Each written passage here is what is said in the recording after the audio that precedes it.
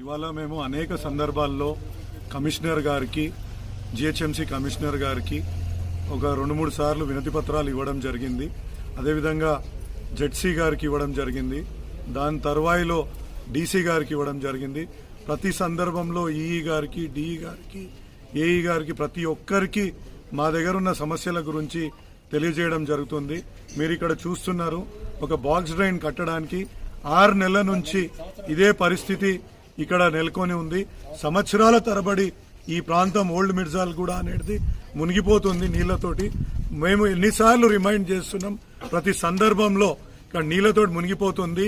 ప్రజల కోసం పనిచేయండి, మా ఇంట్లో వచ్చి పనిచేయాల్సిన అవసరం లేదని చెప్పి కూడా అధికారులకు ఎన్నిసార్లు విన్నవించుకున్నా వాళ్లకు చలనం లేదు. కాబట్టి మేము ఇవాళ వచ్చి మీ ద్వారా, మీడియా ద్వారా ఇది లోకానికి, అదేవిధంగా ముఖ్యమంత్రి గారికి తెలియజేయాల్సిన, ఆయనకు కూడా తెలుస్తుందనే ఉద్దేశంతో ఈ విధంగా చేయడం జరుగుతుంది.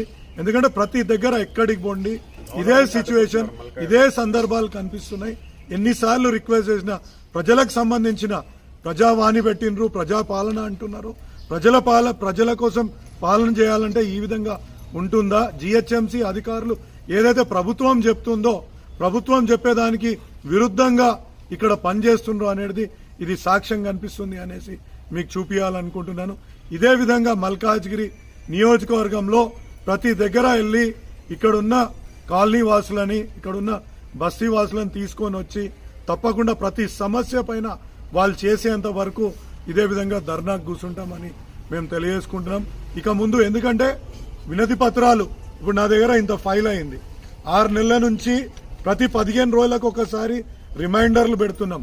ఎన్నిసార్లు రిమైండర్లు పెట్టినా వాళ్ళ దగ్గరలో చలనం లేదు. ఇంత ఘోరమైన పరిస్థితి ఇక్కడ నెలకొని ఉంది. మీరు ఒక్కసారి ఈ విజువల్ ని చూడండి, ఒక్కసారి మీరు ఈ విజువల్ ని చూస్తే మీకే అర్థమవుతుంది. ఎందుకంటే ఇంత ఘోరం, ఇక్కడున్న ప్రజలు బయటికి వెళ్లాలంటే ఎట్లా వెళ్తారు? ఒక 6-7 నెలల నుంచి ఈ విధమైన పరిస్థితి కల్పించి వాళ్ళు చలనం లేదు.